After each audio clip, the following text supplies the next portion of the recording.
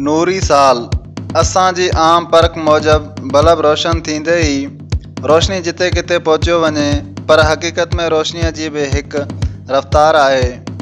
रोशनीअ जी रफ़्तार हिकु सेकंड में 1,86,288 मील या लॻभॻि 3 लख किलोमीटर आहे।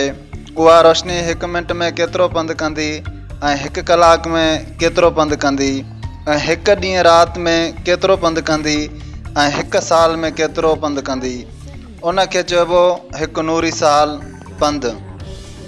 उहा रोशनी उन रफ़्तार सां 1 लख सालनि में जेतिरो पंधु कंदी, उहा आहे असांजे खीर पटी या क्राइन वाट या मिल्की वे जी ड्रैग आहे।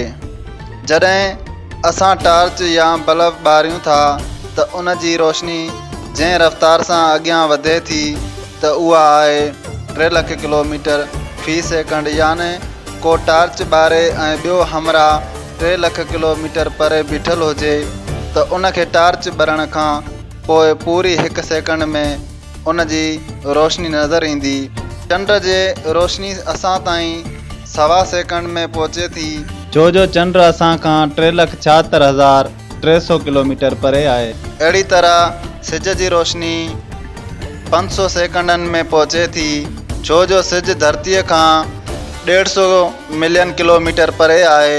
हाणे तव्हां पाण सोचो त 500 सेकंड याने 8.5 मिंटनि बाद पहुचण वारो रोशनी वारो सिज असां खां केतिरो परे आहे। उते 1 महीनो या 1 साल बाद पहुचण वारी रोशनी जो तारो केतिरो परे हूंदो। हिकु नूरी साल माना 1 साल जा सेकंड कढी उन खे रोशनीअ जी रफ़्तार 3 लख किलोमीटर फ़ी सेकंड सां ज़रब करण सां 94 खरब 60 अरब 73 करोड़ 4,72,520 किलोमीटर थियो। असीं जेकॾहिं खीर पटी या खीराइन वाट अंग्रेज़ी ॿोली मिल्की वे खे एॾो परे खां ॾिसूं जो उहो गिराट जेतिरो मस नज़र अचे त हिकु मथां या हेठां खां ॾिसण महिल उहो चरगेदार जलेबी जहिड़ी थालीअ में ॿिए पासे खां ॾिसण महिल चूंबेदार ॾीटी ॾिकीअ या विच में थुल्हे पासीरो झलियल जलेबी जीअं नज़र ईंदो। हिकु पासे खां ॿिए पासे ताईं असांजे खीराइन वाट या खीर पटी केकशां जी ड्रैग 1 लख नूरी साल अंग्रेज़ी ॿोली लाइट ईयर आहे।